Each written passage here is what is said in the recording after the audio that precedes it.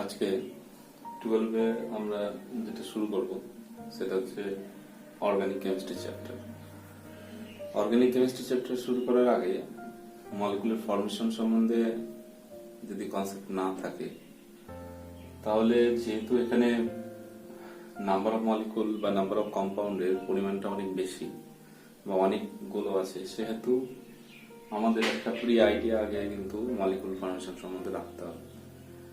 এবং যেহেতু অর্গানিক কম্পাউন্ডগুলো বেশিরভাগই কোভ্যালেন্ট বন্ডের মাধ্যমে কম্পাউন্ড তৈরি করে, তো ভ্যালেন্সি সম্বন্ধেও আমাদের প্রপার কনসেপ্ট যে জায়গাটা কিন্তু আমাদের রাখতে হবে। তো বেসিক যে জিনিসগুলো আছে অর্গানিক কেমিস্ট্রি শুরু করার আগে, তো সেইগুলো কিন্তু আমরা স্টার্ট করব। এবং ভ্যালেন্সি, কোভ্যালেন্ট বন্ড এবং ভ্যালেন্সির উপর ডিপেন্ড করে কি করে অ্যাটমগুলো পরস্পর কম্বাইন্ড হয়ে মলিকিউল বা কম্পাউন্ড ফর্মেশন করছে, এবং এই যে ভ্যালেন্সিটা পূরণ হচ্ছে বা অক্টেট ল যে পূরণ হচ্ছে, সেক্ষেত্রে কোথায় কোথায় অক্টেট ল লিমিটেশন দেখা যাচ্ছে বা অক্টেট ল কোন কোন কম্পাউন্ড তৈরি হওয়া সত্ত্বেও পূরণ হচ্ছে না, এই জায়গাগুলো কিন্তু আমি আগে দেখে নেব। তারপর আমরা অর্গানিক কেমিস্ট্রির মেন পার্ট কিন্তু শুরু করব। আচ্ছা, শুরু করা যাক। ফার্স্টে আমরা যেটা পড়বো সেটা হচ্ছে ভ্যালেন্সি। ভ্যালেন্সি কি?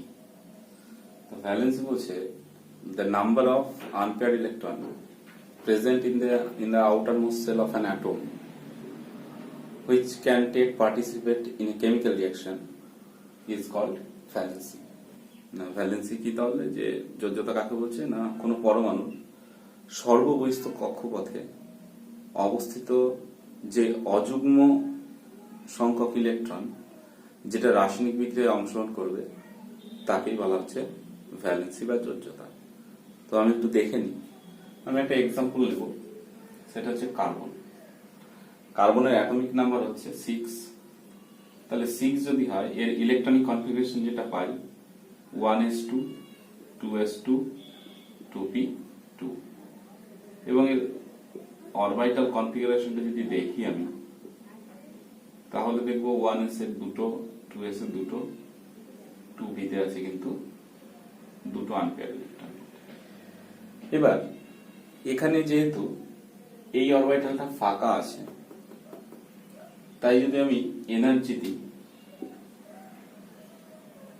এক্সাইটেড স্টেটে কি হবে না, এই যে আউটার মোস্ট সেলে যে পেয়ার্ড ইলেকট্রন আছে, এই পেয়ার্ড ইলেকট্রন কিন্তু জাম্প করে কিন্তু পি অরবিটালে চলে যাবে। ফলে এখানে নাম্বার অফ আনপেয়ার্ড ইলেকট্রন কত দাঁড়াচ্ছে আউটার মোস্ট সেল এইটা, তাহলে টোটাল যেটা দাঁড়াচ্ছে সেটা হচ্ছে 4। সুতরাং ভ্যালেন্সি হচ্ছে 4। আবার যদি আর একটা আমরা এক্সাম্পল নিই, হাইড্রোজেন। হাইড্রোজেনের অ্যাটমিক নাম্বার 1, তাই এর 1s1 হবে।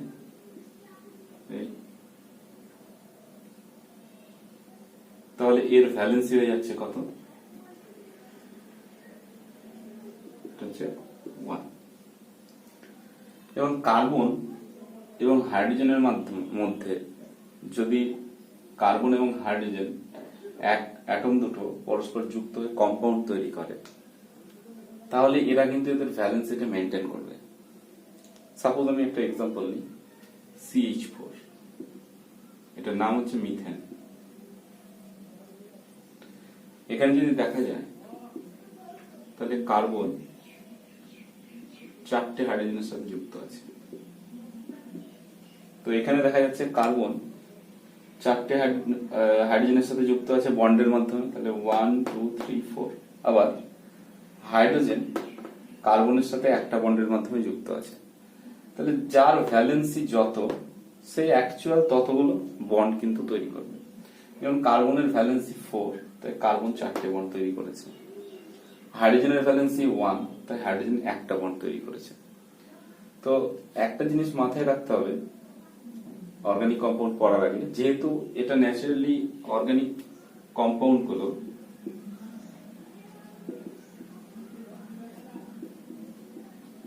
সাধারণত কোভ্যালেন্ট কম্পাউন্ড হয়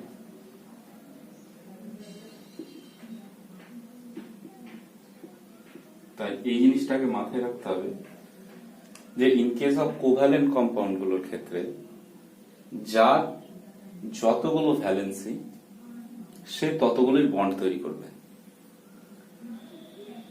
ইট may be single bond, double bond আর ট্রিপল বন্ড। যেমন মিথেন, এখানে মিথেন 4টে সিঙ্গেল বন্ড তৈরি করেছে। তাহলে যদি আমি C2H4 কম্পোনেন্টটা নিই কম্পাউন্ডটা, তাহলে সি হাইড্রোজেন দুদিকে চলে যাবে, এখানেও সি হাইড্রোজেন দুদিকে, মিডিলে দুটো বন্ড থাকবে। তাহলে দেখ 1 2 3 4। তার কারণ হচ্ছে এখানে যদি আমি বন্ডটাকে না দিই তাহলে কার্বন কটা বন্ড তৈরি হচ্ছে? দুটো। ভ্যালেন্সি কত? 4। তাহলে আরো দুটো করতে হবে, ওই জন্য মিডিলে দুটো বন্ড দিচ্ছি। তাহলে এখানে কার্বন 1 2 3 4 4টে বন্ড তৈরি করছে, এখানেও কার্বন 1 2 3 4 4টে বন্ড তৈরি হচ্ছে। এবং হাইড্রোজেন, এই হাইড্রোজেন অ্যাটমটা শুধু কিন্তু কার্বনের সাথে লেগেছে, অন্য কোনো অ্যাটমের সাথে লাগেনি, মানে বন্ড তৈরি করেনি আর কি। তো সুতরাং দেখা যাচ্ছে যার যত ভ্যালেন্সি সে ততগুলোই কিন্তু বন্ড তৈরি করবে। এবং এটা মাথায় রাখতে হবে ইন কেস অফ কোভ্যালেন্ট কম্পাউন্ডের ক্ষেত্রে এটা কিন্তু হবে। এক্সেপশন আছে যে যার যতগুলো ভ্যালেন্সি সে যে ততগুলোই বন্ড তৈরি করতে পারবে এমন নাও হয়, নাই হতে পারে, কিন্তু বেশিরভাগ ক্ষেত্রে কিন্তু এটা হবে। এবং কোভ্যালেন্ট কম্পাউন্ড গুলোর ক্ষেত্রে এগুলো বেশি হবে। তো এটা আমাদের মাথায় রাখতে হবে, number of valency equal to number of bond formed by the atom। তাহলে এটা আমাদের মাথায় রেখে দিতে হবে যে যার যত ভ্যালেন্সি আছে সে কিন্তু ততগুলোই বন্ড তৈরি করবে।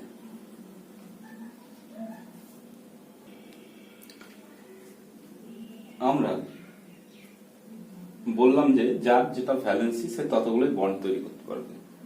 তো এটা বললাম যে কোভ্যালেন্ট কম্পাউন্ড যেগুলো আছে সেটার ক্ষেত্রে এটা খুব ভালোভাবে ফলো করবে। এবং এর এক্সেপশনও আছে, যে এর এক্সেপশন নেই তা না।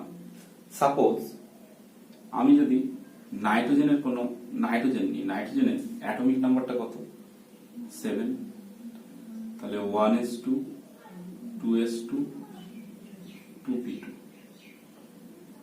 2p3, তাহলে এখানে হয়ে যাচ্ছে 2 2 3, আনপ্যারেলল 3টে।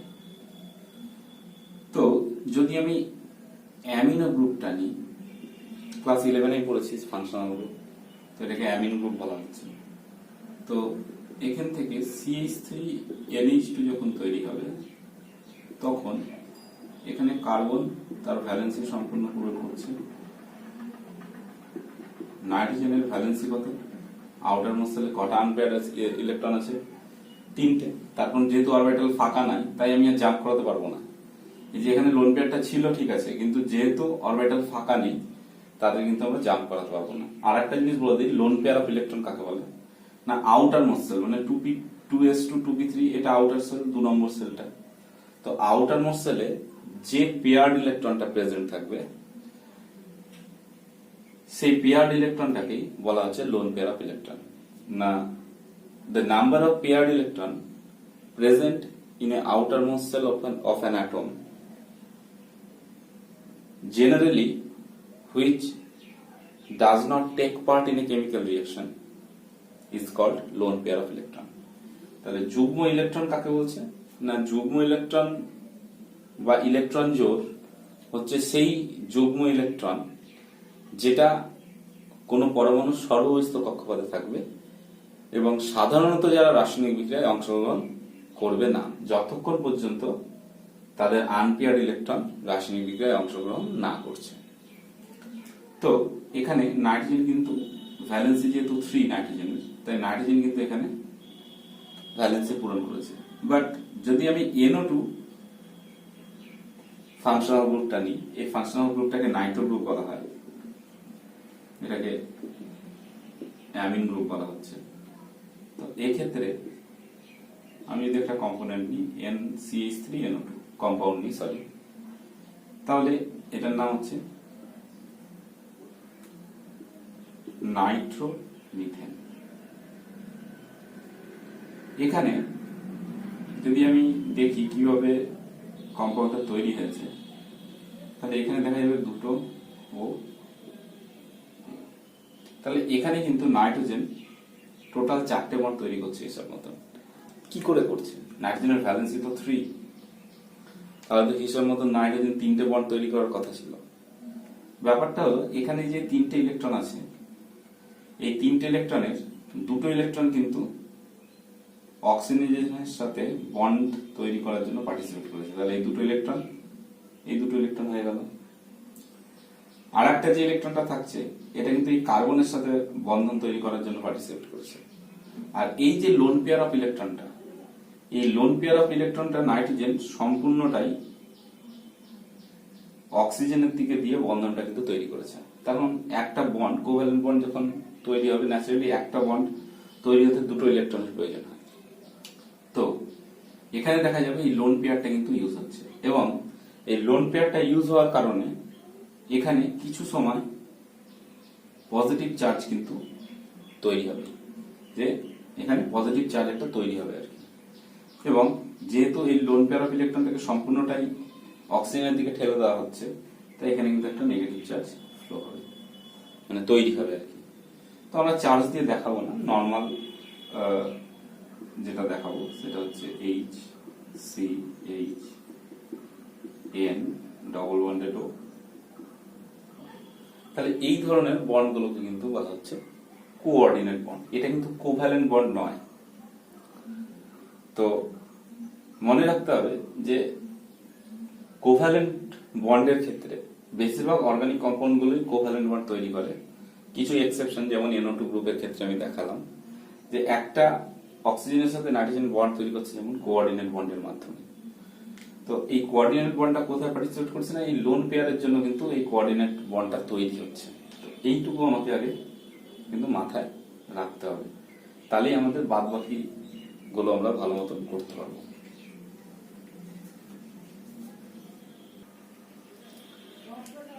আমরা আর একটা এক্সাম্পল নেব, অক্সিজেন।